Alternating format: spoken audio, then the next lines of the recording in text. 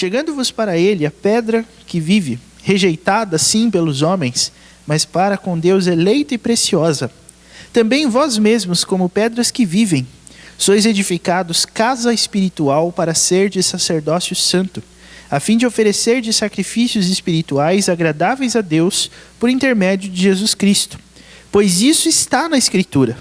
Eis que ponho em Sião uma pedra angular, eleita e preciosa, e quem nela crer não será, de modo algum, envergonhado. Para vós outros, portanto, os que credes, é a preciosidade, mas para os descrentes, a pedra que os construtores rejeitaram, essa veio a ser a principal pedra angular, e pedra de tropeço e rocha de ofensa. São estes os que tropeçam na palavra, sendo desobedientes para o que também foram postos. Vós, porém, sois raça eleita, sacerdócio real, nação santa, povo de propriedade exclusiva de Deus, a fim de proclamardes as virtudes daquele que vos chamou das trevas para a sua maravilhosa luz. Vós sim, que antes não erais povo, mas agora sois povo de Deus, que não tinhais alcançado misericórdia, mas agora alcançastes misericórdia. Muito bem. Eu quero ler com vocês, meus irmãos, agora o versículo 3. Ele é bem curtinho e é a partir dele que nós vamos desenvolver o nosso raciocínio no dia de hoje, tá bom? Vamos ler o versículo 3, todos juntos? Se é que já tendes a experiência de que o Senhor é bondoso. Muito bem. Muito bem. Colocando então diante de nós, meus irmãos, este capítulo que foi lido e agora nós queremos expô-lo, ou pelo menos introduzir a sua exposição, cumpre-nos dizer aqui que neste pequeno trecho que nós lemos, há uma continuidade estabelecida pela palavra portanto, no versículo 1, em relação a tudo que foi dito no capítulo 1.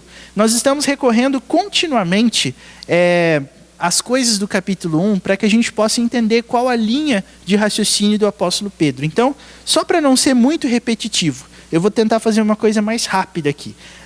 Nós temos Pedro introduzindo essa carta falando a eleitos, falando a pessoas que, se eleitas, são forasteiras, vivem neste mundo de uma forma diferente, vivem em santidade, não obedecendo aos próprios desejos. E quando nós chegamos no texto da semana passada, que é dos versículos 22 a 25, você pode perceber que a purificação da nossa alma, a qual nós estamos sujeitos quando nos entregamos a Cristo, é também um processo que nos leva a amar as pessoas de forma não fingida. E como que isso se verifica praticamente dentro do nosso ser? Quando o nosso amor é demonstrado a partir de atitudes que livram as pessoas da corrupção. O versículo 23 fala que a base desse amor não são as coisas corruptíveis, mas a base desse amor são as coisas incorruptíveis. A palavra de Deus que vive eternamente. Basicamente, então, nós temos aqui o apóstolo Pedro amarrando esses conceitos, dizendo assim: todo que no nosso coração ama e valoriza não pode estar vinculado a nada neste mundo, porque todas as coisas desse mundo são passageiras, inclusive a sua alegria e a sua sensação de paz. E se nós amamos aos outros, nós também não queremos que essas esperanças estejam no coração deles. Então, o amor de Deus por nós nos livra das paixões mundanas. O amor de Deus manifestado em nós pelos outros livra aqueles outros de dedicarem os seus caminhos, de dedicarem os seus pensamentos às paixões mundanas. O amor, portanto, como a gente também pôde ver um pouquinho neste domingo, para quem esteve aqui, é um exercício, é uma atitude que me leva em direção a alguém com o objetivo de promover santificação. Amar não tem a ver com sustentar desejos por coisas dessa vida. Então, nós quebramos, o argumento de que se você ama alguém, então você tem que fazer essa pessoa se sentir amada. E como que a gente faz alguém se sentir amado? Dê um exemplo. Nós fazemos as pessoas se sentirem amadas quando, no aniversário delas, nós lembramos. E não só lembramos, como também damos todo mundo lembra disso, um presente. Então, se você ama uma pessoa, quando chegar o aniversário dela, você não vai só lembrar, mas o que você vai fazer? Dar um presente. E quando você não dá? A primeira coisa, principalmente no ambiente, né, de mais intimidade, seja marido e mulher ou uma amizade mais próxima, a gente vai, o que aconteceu que esse ano você esqueceu de mim? Fiz alguma coisa para você? Está bravo comigo? Por que você não lembrou do meu aniversário? Por que você não me trouxe presente, como todo ano você faz? Está acontecendo alguma coisa? Vamos acertar e papapá. O amor não fingido do qual Pedro está falando, meus irmãos, é um amor que tem uma consciência muito definida. É a consciência de que, versículos 24 e 25, que foram citados no primeiro capítulo de Tiago também. Toda a carne é como a erva, e toda a sua glória é como a flor da erva. Seca-se a erva e cai a sua flor. A palavra do Senhor, porém, permanece eternamente. Há amor quando esse senso é transmitido. Se você tem uma pessoa perto de você, e essa pessoa vive de forma que todas as paixões e as seguranças dela estão ligadas a coisas deste mundo, em coisas, em pessoas, em sensações, em momentos, em circunstâncias, em qualquer coisa que você queira, você tem ali um objeto para você demonstrar amor. E como você vai fazer isso? Mostrando que não é ali que nós devemos concentrar os nossos esforços e as nossas emoções e os nossos sentimentos, e por aí vai. Mas o vínculo, meus irmãos, com o capítulo 2 é estabelecido por esse finalzinho do versículo 25. Ora, esta é a palavra que vos foi evangelizada. Então veja, todas as vezes que nós estamos falando sobre pregar o evangelho, é uma insistência de todos os autores do Novo Testamento, de que nós não estamos falando de uma coisa inventada por nós ou algo próprio do nosso tempo. Nós somos herdeiros da mensagem, irmãos. Nós transmitimos a mensagem tal como nós a recebemos. Porque se você diz que prega o evangelho, mas a palavra que você vive, a palavra da qual você fala, não é a palavra que vos foi evangelizada, sabe qual é o resultado? Versículo 1. Despojando-vos, portanto, de toda maldade e dolo, de hipocrisias e invejas e toda sorte de maledicências.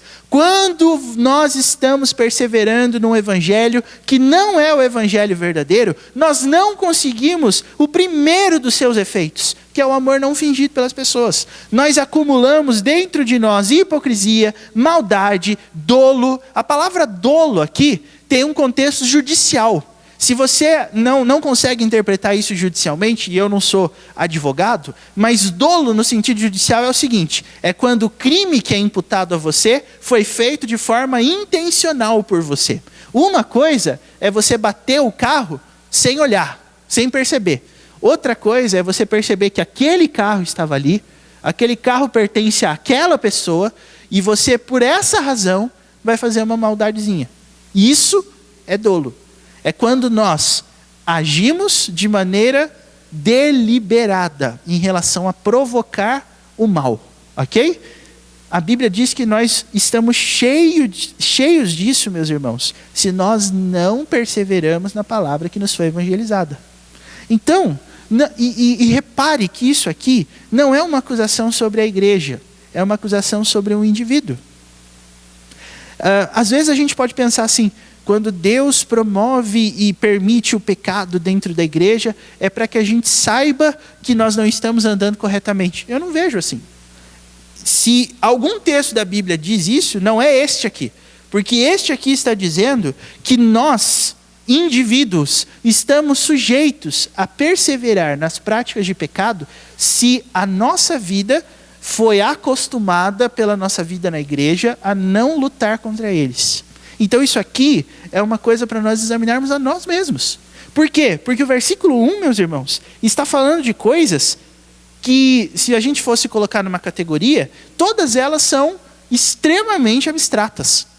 O que eu quero dizer com isso? São coisas que a gente sabe que existe, mas numa esfera muito específica. Veja aí o que diz o versículo 1.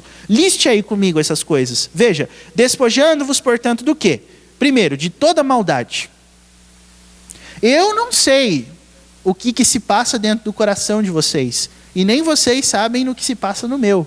Mas se eu olho dentro de mim e eu percebo que eu estou nutrindo esse tipo de maldade no meu coração, e o que é maldade? A gente precisa definir maldade, meus irmãos. O que é maldade?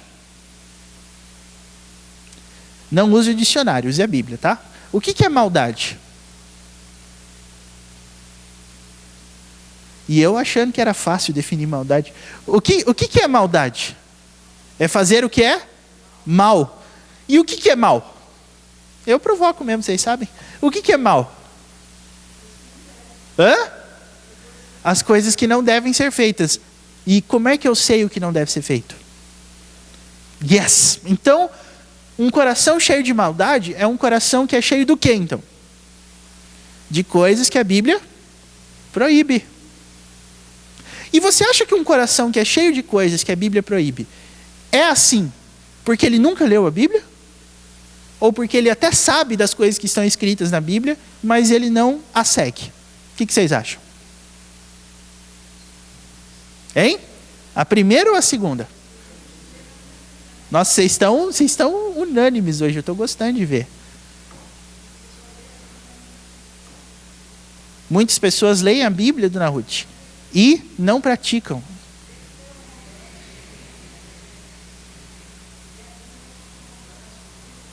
É como se a Bíblia não fosse uma coisa assim, uma autoridade, mas fosse um livro bonito, assim, cheio de história bonita, cheio de princípios bonitos, né? Irmãos, eu também concordo com essa análise de vocês, baseado em uma coisa só.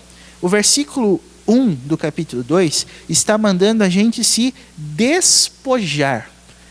Aí eu pergunto novamente, o que é despojar? A ordem, meus irmãos, não é para que a gente deixe de praticar, mas é para que a gente se despoje. Tem diferença. Biblicamente falando, tem diferença. Por que tem diferença?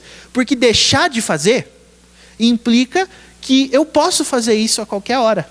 Mas despojar tem um outro sentido. O que é despojar? Desligar. Outro sinônimo. Despir-se. A palavra despojar, sempre que ela é empregada, sempre não, né? Porque a gente generalizar muito é perigoso. Mas boa parte das vezes que essa palavra é usada na língua grega, tem o sentido de tirar a roupa. Então, maldade, hipocrisia, dolo, todas essas coisas do versículo 1 são como coisas que estão dentro de nós, que nós temos que tirar de dentro de nós. E essas coisas que estão dentro de nós, elas entraram como? Como que elas entraram?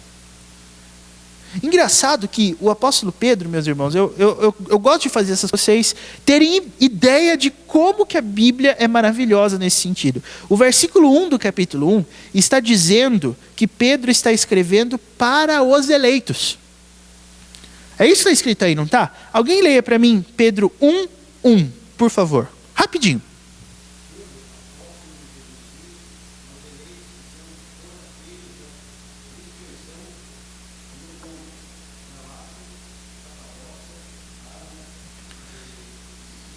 Veja, pelo menos teoricamente, Pedro está escrevendo para pessoas que creem em Cristo. E eu disse teoricamente, porque pode ser que você esteja lendo esse versículo 1 do capítulo 2, mudando de capítulo, e pense, mas por que Pedro tem que mandar os eleitos se despirem de maldade? Por acaso tem maldade no coração deles? E a resposta é, se tem. A questão aqui, meus irmãos, é que despojar-se da maldade é uma coisa que só o eleito pode. E a palavra que nos foi evangelizada é essa. Veja a conexão que existe entre os dois capítulos. Pedro está partindo do pressuposto de que a palavra que evangelizou aqueles eleitos para os quais ele estava escrevendo era uma palavra que fazia com que eles estivessem cientes de que existe maldade dentro deles. E se existe, eles devem o tempo todo se despojar delas. Sabe o que é mais interessante? Para muita gente que diz ser seguidora de Jesus Cristo, esse tipo de coisa aqui é como se elas não vissem como presentes dentro da vida delas.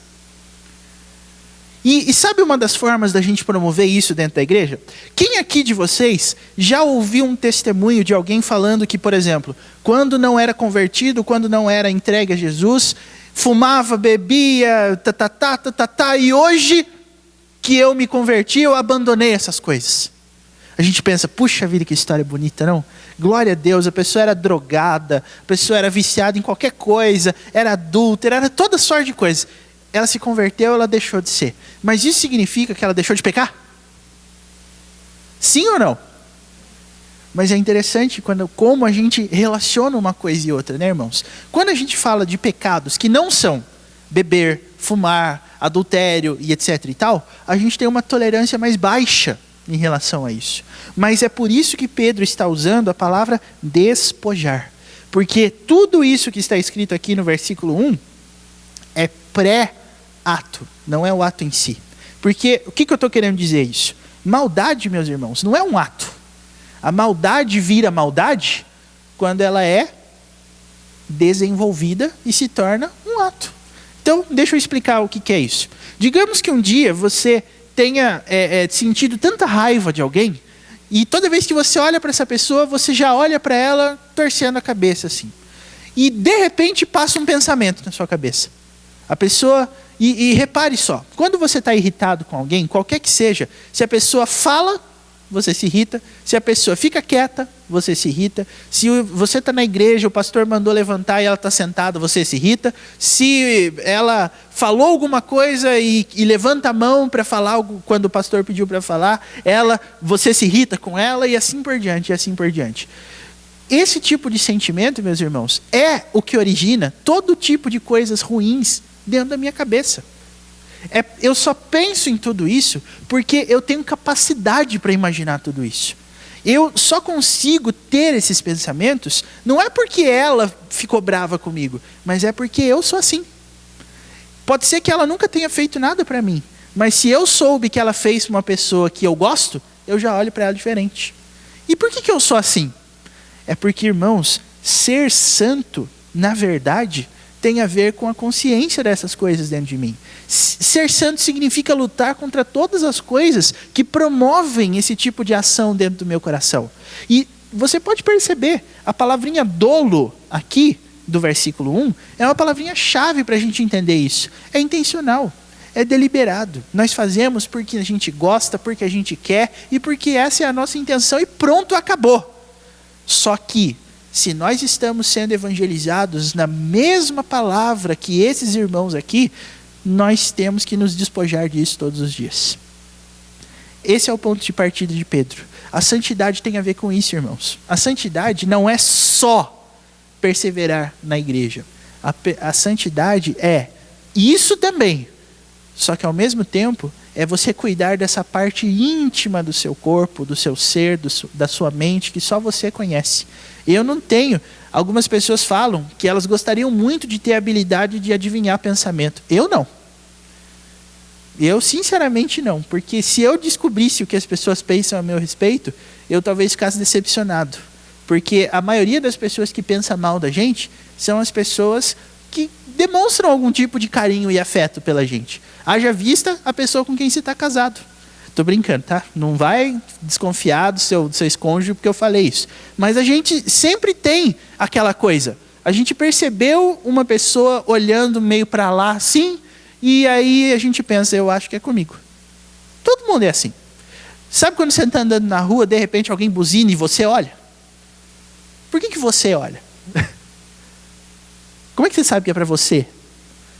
Meus irmãos, esse é o ser humano, entendeu? É uma manifestação pequenininha de que nós queremos ser o centro das atenções o tempo todo. É idolatria de nós mesmos. É autoestima, é amor próprio. E a Bíblia diz que essas coisas têm que morrer em nós. Então, todas as vezes que você perceber um irmão cumprimentando você aqui na igreja e não olhar muito para você, vai pensar, opa, alguma coisa está errada. Eu acho que ele deve estar bravo comigo. E a gente não dorme pensando nisso. Você até pode falar assim, quer pensar mal de mim? Que pense, nem ligo, mas liga sim. Liga. Ninguém suporta estar num ambiente onde você acha que não é bem-vindo. Todo mundo é assim. E a gente tem esse tipo de coisas, meus irmãos.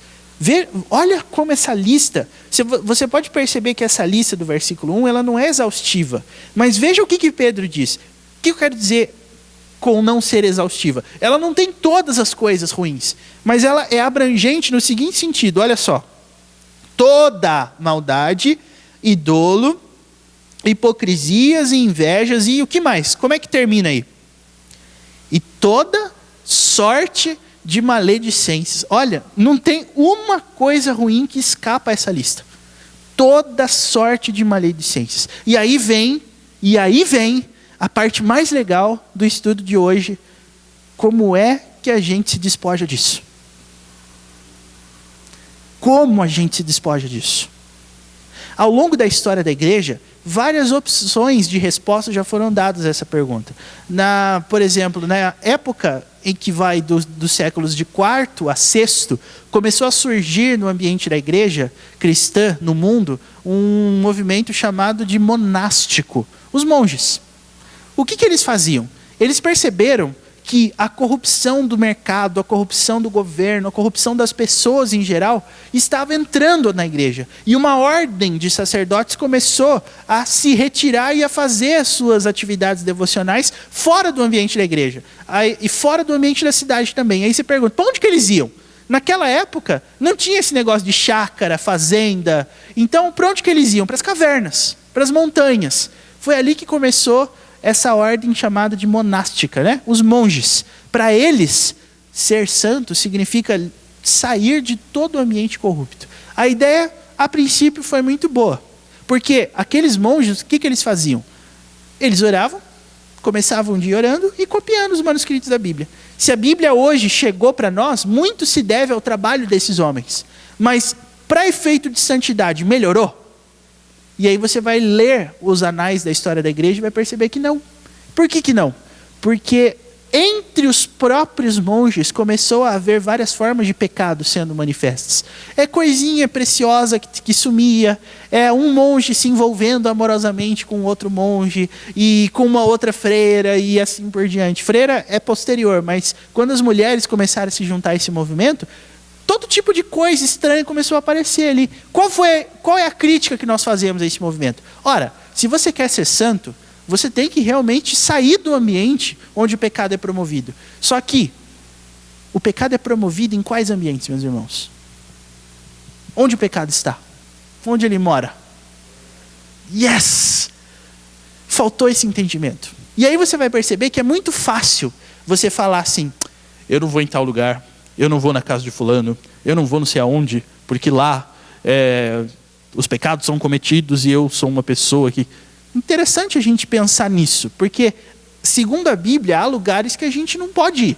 O Salmo 1 está aí, né? Bem-aventurado o homem que não anda no conselho dos ímpios, não se detém no caminho dos pecadores, papapá. Agora, isso quer dizer que existe um lugar seguro nesse mundo contra o pecado? Não. Por quê? Porque onde o pecado está? Está dentro de nós, né? Então, meus irmãos, como é que nós vamos nos despojar? Que tipo de práticas nós temos que fazer para poder cumprir o que está escrito no versículo 1, uma vez que essa é a palavra que nos foi evangelizada? Qual é a resposta?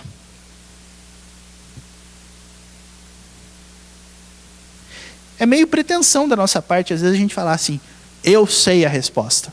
Mas eu vou dizer isso, não porque eu sei por mim mesmo, mas é porque está na nossa cara aqui, meus irmãos.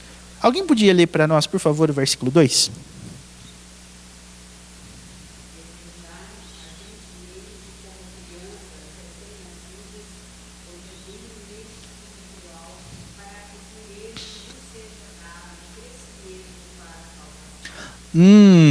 Então agora vamos interpretar. Qual é a resposta que o próprio Pedro está dando para uma pergunta que poderia ter sido feita assim, mas como é que a gente vai se despojar desses males? Qual é a resposta? Oi? É isso mesmo? Qual é a resposta, meus irmãos? Versículo 2 começa falando assim, ó, desejai. É interessante a gente falar sobre desejo, porque desejo também não se finge. Desejo a gente não consegue mascarar. Quando a gente não quer, a gente não quer. Mas quando a gente quer, a gente quer. Eu não consigo fingir que eu não quero quando eu quero, e não consigo fingir que eu quero quando eu não quero. Só você... O melhor que a gente pode fazer para evidenciar isso é a criança. Olhe para a criança e apresente para ela alguma coisa que ela quer comer e veja como ela reage. Vó é muito assim, né? Tem lá você recebendo lá os seus netos na sua casa e você oferece para eles alguma coisa que você, como ninguém, sabe fazer, e ele olha e você pergunta assim, quer? O que ele vai responder? Se ele for esperto, a primeira coisa que ele vai fazer é olhar para os pais, né? Se os pais disserem que ele pode comer, então tá liberado. Mas se ele for uma daquelas pessoas independentes que também não está nem aí para a coisa, o que ele vai falar? Manda ver. Quer outro pedaço e assim por diante. E quando ele não gosta? Quer? A criança não vai simplesmente dizer não, obrigado. Ela vai fazer assim, alguma coisa dessa natureza, né? Para evidenciar a repulsa à própria hipótese dela aceitar uma coisa daquela. Não é isso? Irmãos, o desejo tem que ser direcionado para que a gente consiga se despojar dessas coisas. Para onde? Segundo o versículo 2. Para o genuíno leite espiritual. Engraçado que quando a gente ouve falar de leite na Bíblia, ele é interpretado num contexto ruim, não é? Do tipo assim, não, esse fulano aqui, ele não pode comer comida sólida ainda, ele tem que estar no leite, porque ele é uma criança. Onde vocês já viram isso? Vamos para um texto onde isso é falado e é interpretado, para a gente ver se tem a ver?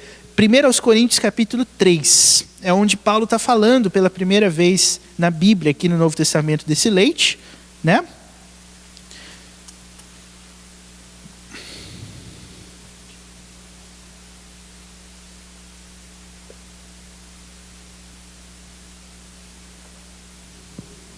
Primeiros Coríntios 3, 1 e 2. Posso ler esse? Vamos lá.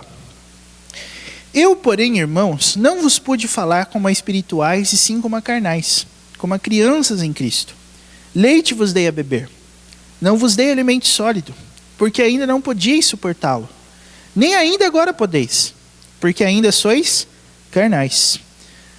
Aqui nós temos um dos textos que ganha polêmica dentro, hoje, do nosso círculo.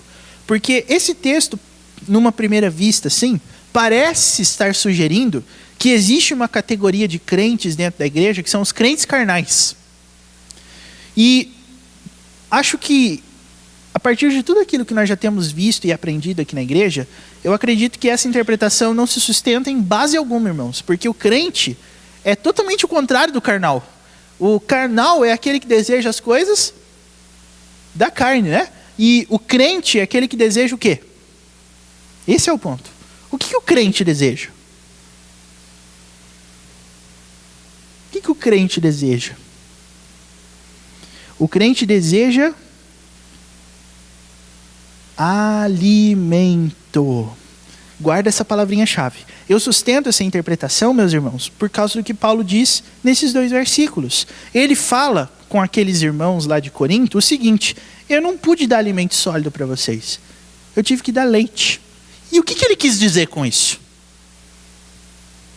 Às vezes as pessoas falam assim, quando você for evangelizar, não fala das doutrinas complicadas, não. Começa com as mais simples, porque as pessoas não vão ter maturidade para entender. Aí eu te pergunto, tem alguma doutrina simples na Bíblia? Uma vez a gente estava fazendo uma discussão sobre isso, em algum lugar que eu não me lembro onde, e alguém falou assim, quando eu vou evangelizar, eu não falo sobre a predestinação. Porque a predestinação é muito difícil para um novo convertido entender. Aí eu falo, então você começa por onde? Eu falo, eu começo falando de Deus. Mas como assim? Eu começo falando da Trindade. Bom, se você achar que é fácil entender 3 pessoas que são uma, na verdade, sem serem 3, 1 mais 1 mais 1 não é 3, mas é 1, se você achar isso fácil, então boa sorte. Eu não acho isso fácil. Hã? Porque assim, perguntinha básica. Na Trindade existem quantos deuses? 1. Quantas pessoas? 3. Como é que pode? É 1 ou é 3? Aí pela Bíblia você tem que falar, é 1 e é 3. Ué, as duas coisas são verdadeiras. Então, é fácil. Irmãos, eu acredito que a gente não pode discernir o que Paulo está falando aqui em Coríntios como sendo uma questão simples doutrinariamente falando. É igual o texto da Bíblia. Qual livro da Bíblia é o mais fácil de entender? As pessoas falam, você tem que começar com João ou com as cartas de João, porque ele fala sobre Cristo. E que texto da Bíblia que não fala? Né? Em que outra parte da Bíblia você não vai ouvir falar sobre Cristo? Então, até domingo eu comentei isso pela manhã. Muita gente, ao longo da história da igreja, defendeu a seguinte interpretação quanto a ler a Bíblia. Não tem um método, entendeu? Começa em Gênesis e termina em Apocalipse. Não tem segredo. Leia, começa a ler. Não tem por que você começar lá, depois você voltar, depois aqui, porque você não... Isso é que vai confundir. O que Paulo está falando, nesse ponto de vista, meus irmãos, não tem a ver com partes da doutrina, com elementos que uma hora você fala e outra hora você não fala, tá? Mas, segundo essa interpretação, colocando o nome aos bois, a gente vai falar o seguinte. Por que Paulo teve que dar leite para eles? Ele responde dizendo, porque vocês são carnais. Então, qual é o pressuposto? O pressuposto é que eles ainda não nasceram. O pressuposto é que eles ainda não são crentes. Então, Paulo teve que começar falando sobre pecado, justiça e juízo. Evangelho. Pregar o evangelho falando de Cristo. Viu? Vocês conhecem a Cristo? Vocês sabem quem que é Ele? Vocês sabem o que ele fez? Vocês sabem quais são os efeitos da obra de salvação dele? Porque eles não conheciam. Por quê? Porque eles eram carnais. Então, irmãos, segundo essa interpretação aqui, a gente está falando de um grupo de pessoas reunidas dentro de uma igreja, mas que não tinha a menor ideia do ponto de partida do evangelho, que era Jesus Cristo. Então Paulo teve que começar falando daí. E como é que Paulo podia ter tanta certeza de que esses irmãos não conheciam a Cristo? Versículo 3. O que diz aí? Porquanto, havendo entre vós ciúmes e contendas, não é assim que sois carnais e andais segundo o homem? Veja, Paulo tirou essa convicção porque ele percebeu sinais dentro da igreja de carnalidade. Todos eles ligados com o quê? Diz aí o versículo 3. Ciúmes e contendas. E perceba que não é por acaso que quando Pedro vai falar de leite espiritual, o que ele está colocando no meio da discussão? Volte, marque aí na sua Bíblia Coríntios e volte lá para Pedro e você vai perceber o que ele está falando no versículo 1. Despojando-vos, portanto, de toda maldade, dolo e hipocrisias e invejas. É a mesma coisa. É a mesma coisa. O leite, meus irmãos, tem que ser dado quando a gente percebe esse tipo de coisa dentro da comunidade. O que eles precisam é conhecer a Cristo. Eles são carnais. Onde existe dissensão, onde existe facção, e todas essas palavras que a Bíblia usa para designar o mesmo mal, não existe Cristo. Porque a igreja não é uma união, um só corpo. Então, Paulo mesmo, meus irmãos, vai usar esse mesmo argumento quando ele vê aqui o versículo 4, olha só. Quando, pois, alguém diz, eu sou de Paulo e outro eu de Apolo, não é evidente que andais segundo os homens? Esse aqui é o sinal mais claro, de acordo com a interpretação de Paulo, de que nós temos um povo que não conhece a Cristo. Quando eles começam a se dividir e a colocar pessoas como seus líderes que não tem nada a ver com Cristo. Não é uma coisa super atual. É a palavra de Deus, né, irmãos? Tem que ser atual. E é exatamente aí que você vai perceber a necessidade do leite. Ou seja, de conhecer o básico, Jesus Cristo. Onde as dissensões e as facções são alimentadas, não existe Cristo. Essa pessoa precisa do leite. Essa pessoa precisa conhecer a Cristo.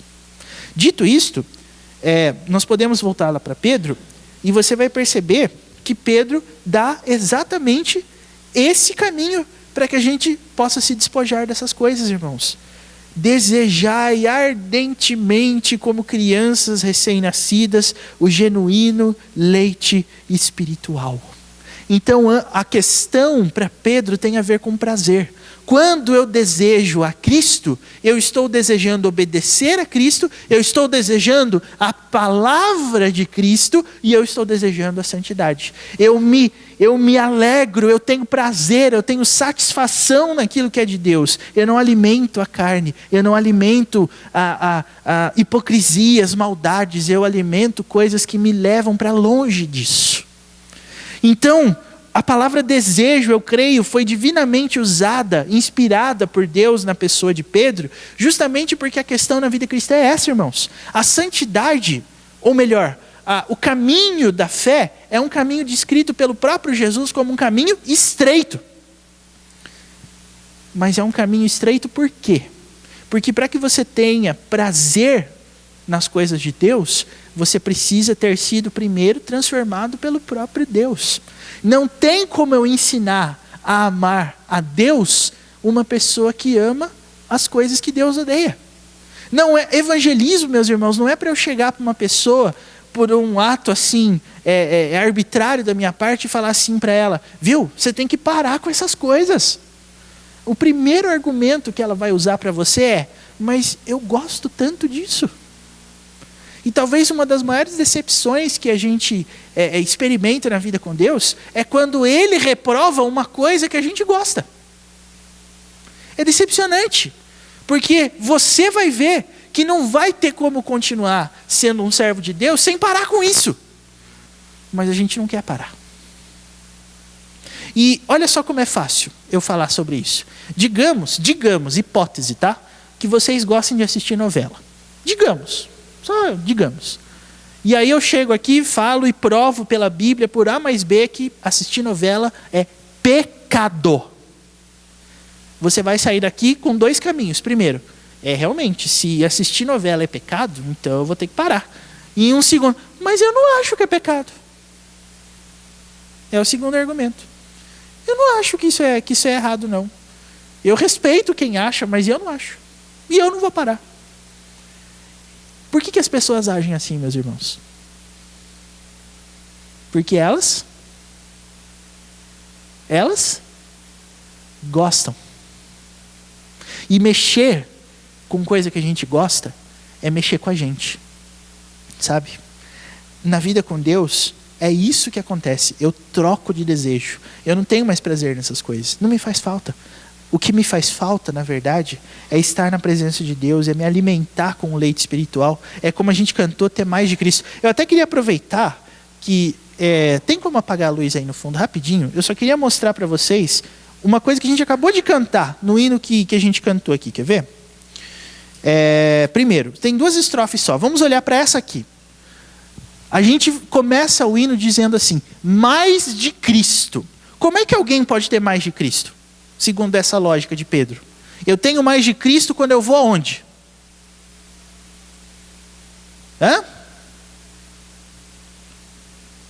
Eu tenho mais de Cristo, eu vou para onde? Palavra. Eu tenho mais de Cristo quando eu vou para palavra. E por que eu recusei a hipótese igreja? Porque não é toda igreja que é fundamentada na palavra. Eu não escolho igreja baseado no meu modo de achar ou na minha conveniência com o lugar. Eu escolho igreja baseado no ensino. Eu não consigo, meus irmãos, olha a segunda linha ali, mais de Cristo eu quero ter, seu ensino receber. Então eu não consigo me querer mais de Cristo sem estar perto, meus irmãos, da palavra. Não consigo. Se eu estou em outro lugar, distante desse livro aqui, eu posso até cantar que eu quero mais de Cristo, mas eu não tenho. O exercício de ter mais de Cristo não é uma coisa mística, é uma coisa objetiva. É ler a Bíblia e é ter prazer em obedecer a Deus. Isso é ter mais de Cristo. E é interessante que a gente relaciona essa ideia de ter mais de Cristo com atitudes do seguinte modelo. Olha só, você está cantando, de repente você fecha os olhos e você levanta as suas mãos.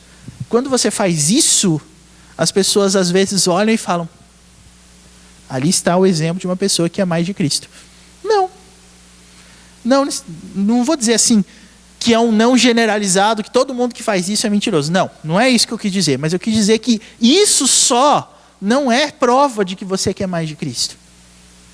Porque nem todos os momentos que você vai viver com Cristo vão ter fundo musical. Em essencial, esse aqui, de leitura da Bíblia. Até se você começar a ler a Bíblia, você vai ficar horrorizado com as coisas que se cantam por aí. Viu? É uma dica até. Agora mude para a segunda. Veja, mais de Cristo eu quero ouvir. Como é que você vai ouvir mais de Cristo? A resposta é a mesma. Palavra. Ter mais de Cristo, meus irmãos, que é um hino que a gente gosta e a gente canta, porque de fato ele é verdadeiro, tem a ver com esse tipo de atitude. É uma transformação de desejo. Pode apagar a luz, obrigado, viu, Gilberto? E veja só, a gente falou do que deve ser feito, se a palavra é essa, que é despojar-se de todo mal. A gente falou que o jeito de despojar-se de todo mal é desejando o leite espiritual, mas ao mesmo tempo existe uma terceira pergunta que importa que a gente resolva hoje. Como é que eu faço para desejar? Como é que eu faço isso? Se eu não tenho desejo nenhum hoje, como é que eu faço para ter? Qual é a receita? A receita, meus irmãos, é o versículo 3. Vamos ler o versículo 3? Vamos lá? Se é que já tendes a experiência de que o Senhor é bondoso. Eu vou fazer, já que a gente já avançou bem aqui no nosso horário, já estamos nos aproximando para o nosso padrão assim, eu queria propor uma pergunta para você.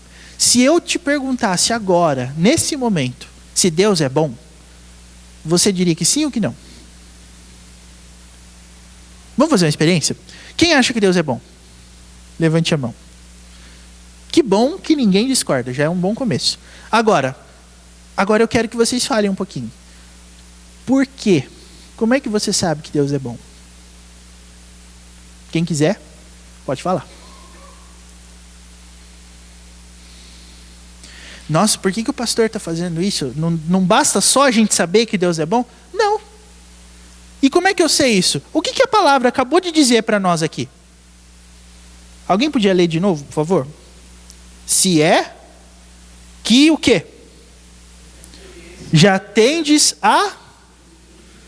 Por isso que não basta saber. A Bíblia está dizendo, você já teve a experiência de que Deus é bondoso? Como é que você... E, de novo, talvez essa palavrinha possa enganar você. Essa palavrinha experiência é traiçoeira, principalmente no âmbito que a gente vive hoje. Às vezes a gente pensa em experiência como algo transnatural, sobrenatural, fora de órbita, intergaláctico. Irmãos, será que é disso que o texto está falando? Eu tenho uma consciência muito bem firmada que não.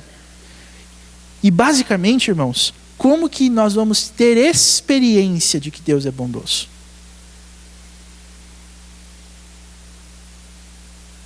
Você pode saber que Deus é bom porque a Bíblia diz, porque as outras pessoas também dizem, mas como que você sente, prova essa experiência na sua boquinha? É difícil responder essa pergunta? Se você for responder assim, porque Deus já fez grandes coisas na minha vida, aí eu ia perguntar para você, como eu sempre faço, mas o que Deus fez? Aí você ia falar, não, porque Deus me dá uma casa, Deus me dá uma roupa, Deus me dá o que comer, Deus me dá onde morar. Aí eu digo, então necessariamente Deus não vai ser bom para algumas pessoas, não é? Porque não é todo mundo que tem, melhor dizendo, o que comer, o que beber e etc. Então, Deus é bom para mim, mas não é bom para eles. Então não pode ser isso, tem que ser outra coisa. Como é que eu sei que Deus é bom? Como é que eu tenho a experiência de que Deus é bom? Meus irmãos, para mim, responder essa pergunta é fácil por dois motivos. Primeiro, porque a leitura da Bíblia vai dizer a resposta. E segundo, porque tem um autor no nosso tempo que é especialista em falar sobre isso. O nome dele, John Piper. Quem é acostumado a ler John Piper sabe que ele trabalha esse ponto da satisfação e do prazer em Deus de uma forma espetacular. Tem livro dele na nossa livraria? Tem. Procura lá, você vai achar. E todos os livros dele têm a ver com isso. Esse versículo talvez seja o versículo que resuma o que ele quer dizer nos seus livros.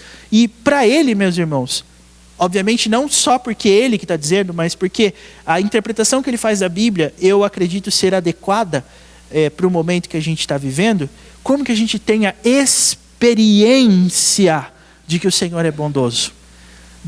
Meus irmãos, John Piper tem uma frase excepcionalmente famosa que resume o ministério dele, que é assim: Deus é mais glorificado em nós quando nós estamos satisfeitos nele.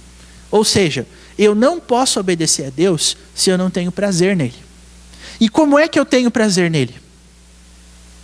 Quando eu fui salvo. E a salvação, como a gente acabou de ver, é uma troca de prazer, é uma troca de alegria. Eu não consigo mais me alegrar no pecado, mas eu me alegro em obedecer a Deus.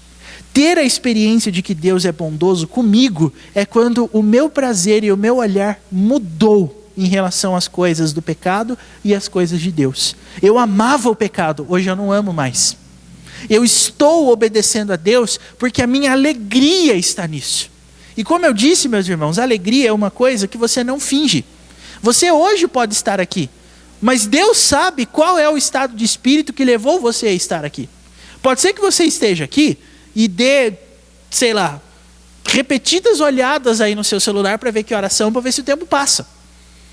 Pode ser que você tenha vindo aqui hoje porque era uma coisa tradicional dentro da sua vida, já tem muito tempo vir na igreja quarta-feira. Mas quando você vem por alegria, é diferente. Porque quando você vem por alegria, você obedece a Deus, se alegrando em obedecer a Deus. É porque o seu coração exulta na obediência de Deus. Ter a experiência que Deus é bondoso é quando você consegue olhar para a lei de Deus como algo desejável. E como os salmos falam, né? Muito mais desejável do que o ouro e o destilar dos favos e o mel. Isso, a Bíblia está cheia de elementos sensoriais, assim, gustativos, porque é exatamente essa ideia que ela quer provocar. Obedecer a Deus é bom, é gostoso, eu adoro isso. Eu não gosto mais do pecado.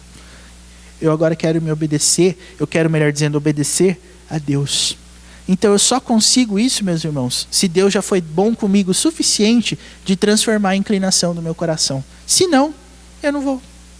O que Pedro está falando aqui é uma coisa que só pode ser dita a eleitos, porque só eles experimentaram que Deus é bom. E falando nisso, tem um salmo que a gente costuma cantar e que a gente até cantou nesse último domingo aqui, que é o Salmo 34, cujo versículo 8 diz assim: ó, provai e vede que o Senhor é bom. A Bíblia é uma unidade, não é? É uma coisa maravilhosa. Então, se eu morder um pedacinho de Deus, se Deus fosse uma comida que eu pudesse experimentar, a ideia do salmista é a seguinte: se eu pudesse provar só um pouquinho, eu chegaria fatalmente a uma conclusão: Ele é bom. Ele é bom. Ele é muito melhor do que as tendas da perversidade. Muito melhor. Mas tem um detalhe, irmãos. O versículo 4, a gente não vai entrar no versículo 4, porque o versículo 4 é justamente o contraponto do que nós estamos falando aqui. Por um lado, você tem um povo que encontra o seu prazer em Deus, mas o versículo 4 diz assim: chegando-vos para ele, a pedra que vive, rejeitada pelos homens. Existem pessoas que, quando se aproximarem de Cristo, não vão abraçá-lo com alegria, mas vão rejeitá-lo. E a pergunta a ser feita é: por que existem pessoas que fazem isso? A questão para responder hoje, para a gente desenvolver semana que vem, é prazer. Eu não ensino uma pessoa a amar a Cristo, mas a disposição para amar a Cristo é uma coisa que Deus dá soberanamente, sobrenaturalmente também. Ele transforma a disposição do meu coração para que eu possa amá-lo. Irmãos, isso é provar que Deus é bom. Se eu disser para você que Deus é bom e você concordar, mas você concordar por causa da situação financeira que você vive, porque essa crise talvez não tenha pegado você e você está tranquilo, você está feliz, então, se essa crise não te pegou, outra vai te pegar. Credo, pastor. Não é isso, não. Eu estou só dizendo para você uma coisa que, com o passar do tempo, Deus vai fazer com você. Deus vai testar os seus fundamentos, sim. Deus quer testar para que você mesmo pare de se enganar e abrace verdadeiramente a Cristo e corra para Cristo. Agora, se você, quando eu te perguntei se Deus é bom e você concordou porque você experimenta esse prazer que a salvação te dá em obedecer a Deus, então é exatamente disso que eu estou falando. E a pergunta que eu quero deixar para você, para encerrar minha parte no dia de hoje, é justamente essa. Nós temos essa experiência, irmãos. Nós que estamos aqui e nos alimentamos de Cristo, Cristo para nós é aquela comida indigesta, ou é aquela comida que eu espero chegar a hora para poder me alimentar? Como que eu vejo isso dentro da minha vida hoje? Olha, tem certos ataques em relação ao nosso ponto de vista calvinista que são duros de aguentar. Eu acredito que esses versículos aqui que nós lemos hoje mostram que essa coisa de desejar a Deus não é uma coisa que eu posso provocar pela minha própria força. Porque os versículos 2 e 3 são unidos da seguinte forma: olha, desejai ardentemente como crianças recém-nascidas o genuíno leite espiritual, para que por ele vos seja dado crescimento para a salvação, se é que já tendes a experiência de que o Senhor é bondoso. Ou seja, eu só posso desejar como uma criança o genuíno leite espiritual se eu já tive a experiência de que o Senhor é bom. E eu só terei essa experiência no dia que eu for salvo. Só. Eu não sei como que dá para refutar um argumento tão claro desse. É claro que a questão não é só o calvinismo, mas a questão aqui é a seguinte: talvez você já tenha se decepcionado porque você tentou guiar uma pessoa que ama o pecado nos caminhos de Deus e viu que não deu certo. Talvez você já esteja cansado de falar para alguém que esse alguém tem que mudar de vida e prova por A mais B mais C mais D e não acontece nada. Irmãos, não vai acontecer mesmo, a não ser que Deus venha com o dedinho dele e toque naquela vida. Só assim, porque se for depender de raciocínio, de artimanhas humanas, nós vamos esperar e não vai acontecer. Não vai acontecer. Quem sabe a conversão de alguém é um motivo de oração para você, já tem mais de 20, 30, 40 anos. Talvez. E eu encorajo você a continuar orando. Porque como Jonas aprendeu lá no ventre do peixe, né? Ao Senhor pertence a salvação. Então, Ele é o dono da salvação. E isso é para que, em vez de você perder tempo discutindo que beber é errado, que fumar é errado, que prostituição é errado, que pornografia é errado, leve essa pessoa para Cristo. Ele pode transformar o coração daquela pessoa num coração que ama a Deus. Ele pode, e eu não posso. E sabe, eu tenho descoberto isso recentemente, porque eu não tenho, pelo menos do lado de pai, uma família crente. Eu não tenho. E quando eu falo da minha vida para aqueles primos e parentes que eu tenho, é como se existisse um abismo gigante entre as coisas que eu faço e as coisas que eles gostam. Porque para eles não tem sentido uma pessoa estar em casa 23 horas da noite no domingo, que nem eu, né? Eu saio da igreja e vou para casa. Para 23 horas é o horário que a noite está começando para eles. Eles não veem sentido na minha vida, assim como eu também não vejo sentido na vida deles. Então, sabe o que eu preciso fazer? Se eu fosse abrir um debate para ver qual é o melhor estilo de vida, onde que isso ia parar? Em lugar nenhum. Mas se em vez disso eu começar a apresentar para eles um evangelho que mostra a profundidade do nosso pecado e a razão pela qual eles desejam essas coisas é o pecado que mora dentro deles, aí Deus pode, por meio desse caminho, promover um entendimento. Então, irmãos, é isso que nós temos que fazer. A questão, veja, o despojar-se aqui de toda maldade, dolo, papapá, o desejar ardentemente como criança é uma coisa pro eleito, não é uma coisa para qualquer pessoa. Pedro está escrevendo para eleitos. Uma pessoa não pode fazer isso aqui se ela não for salva. Mesmo se ela for seu filho, sua filha, seu neto, seu vô, seu pai, mesmo que você seja um crente e você seja uma pessoa que talvez queira tratar a salvação assim, não, ela é minha esposa, ele é meu marido, calma, não é assim que funciona. Só os eleitos, meus irmãos, podem conhecer essas coisas aqui. E isso que eu estou dizendo é só para você ter uma ideia do quanto isso é sério. A gente não pode brincar com isso. E é exatamente por aqui que eu quero parar. Se é que já tendes a experiência de que o Senhor é bondoso. Essa experiência é a salvação. Então, o que eu estou sustentando com você? Que o versículo 3 é o que liga o 1 e o 2.